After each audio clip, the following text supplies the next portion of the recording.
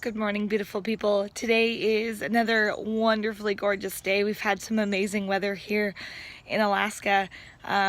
Drinking this morning some tea from one of my phenomenal friends out in the United Kingdom, Miss Kathy Hutt. She has changed my life in so many ways as a friend, and I met her through my It Works journey. So today's paradigm shift is a little more serious. It's about social anxiety. So for those of you that know me, I have struggled with social anxiety my entire life. But for those of you that only know me on the surface, you would be a little bit surprised about that. Because I'm very social, I'm very outward, and very friendly. When when I first meet people, usually I try to be very friendly, very energetic. But that is a constant battle for me. And so I kind of wanted to talk about some things that I've done to overcome that and some new strategies that I'm implementing in my life. Social anxiety for me is a result of my PTSD. It's a result of being shot at when I was in high school. It's a result of not trusting people in this world. So social anxiety in general, I know many of you have it. Social anxiety is really it's a matter of not trusting people, of wondering what people are thinking, wondering what's going on in their heads, but also wondering if you can interact with them. Like how do you interact with them?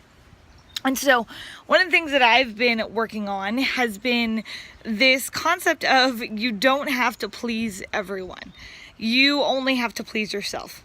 So you have to believe in yourself, right? That's the underlying issue of all of this. And so when it comes to social anxiety, you can choose who you want to spend your time with. If you have social anxiety, going to the bar, not the best way to do it, right?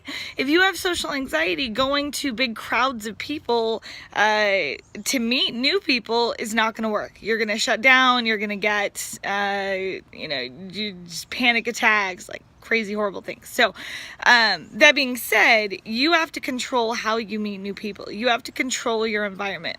So what we've been doing recently is we've been having these parties over at our house.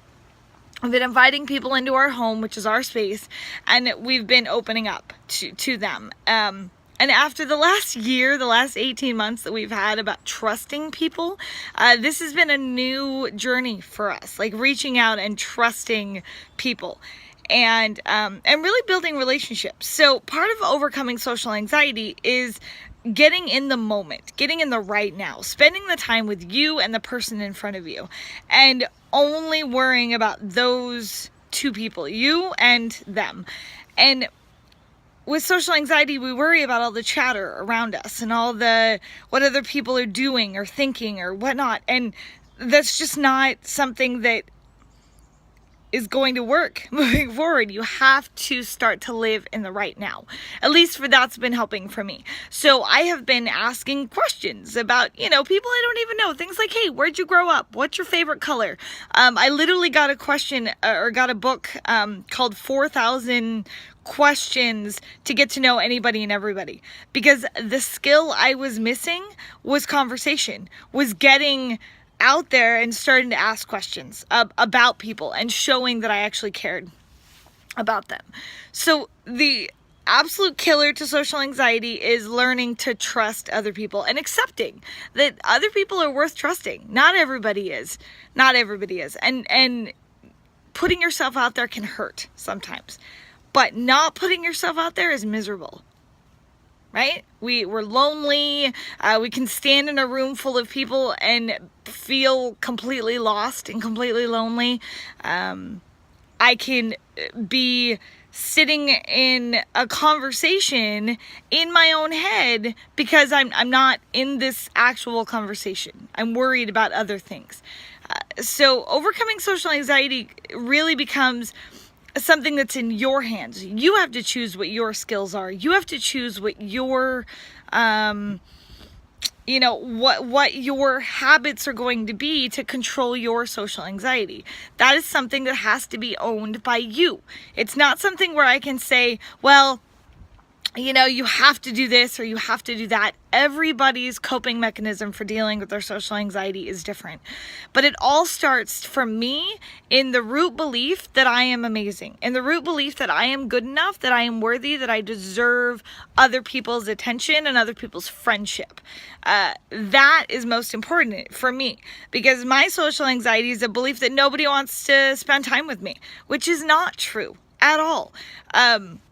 But we get wrapped up in that. And so then we get the panic attacks and we get the physical symptoms that come with what's going on in our minds. And we have to control what's going on in our minds. So that's been something that I've been working on in my short paradigm shift video for today, is that I've just been really working on controlling my surroundings, controlling who I socialize with, and having standards, like big standards. So this is going to sound kind of silly, but for you single women out there, this is something that I did when I was looking for my perfect mate, when I was looking for my husband. I wrote out a list of my ideal man. So he had to be intelligent, he had to have a job, he had to be attractive, there had to be chemistry, you know, all of these things. And I had this list, like I literally wrote it down on a piece of paper and I had it. And so every time I went on a date, I would match it to my list. I'd be like, well, this guy is a waste of my time because he's not the things I want. He may be fun, he may be cute, but he's not 70 to 80% of the things that I want. And it really helped me to move forward, to not worry about, I guess worry isn't the best word, to not waste my time on a guy that wasn't what I wanted. So I encourage you to do the same thing with your social relationships. Define for you what makes a friend. Is it someone that gives to you as much as you give to them? Is it someone that has the same interests? Is it someone that can laugh at the same things? Is it someone that, I don't know. Define for you what is your friend. What is somebody that you could hang out with? Somebody that you would feel a rewarding relationship with. Define that in writing, I dare you. And then every time you interact with someone new, set your standard. Are they like this? No, great. Then I'll keep them as an acquaintance. Are they like this? Then yes. Then great. I want to get to know them more. And make the effort. Overcoming social anxiety is about making effort, pushing yourself out of your comfort zone, risking, willing, attempting to come over that fear, right? That fear is the biggest issue. That fear is what causes the biggest problem. So overcoming that fear, recognizing that you are worth it to have standards in your relationships and know what those standards are. Like so much in life we go through and we just, whatever happens to us, happens to us. But you can control your interactions. That's the number one thing you can control, I think, besides yourself, is who you interact with. These people don't work for you, take them out of your life. It's harder, I know, with family, but I've done it.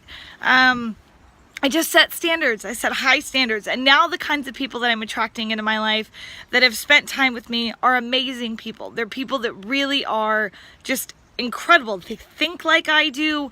They are driven like I am. And that's the kind of people that I want to attract into my life. I don't want to attract the succubus. I don't want to attract the people that are stealing or taking my energy. I want mutual, respect from that. So that is the paradigm shift for today. I hope there was a little bit of pull from that for somebody. You all have a wonderful day, and we'll see you tomorrow.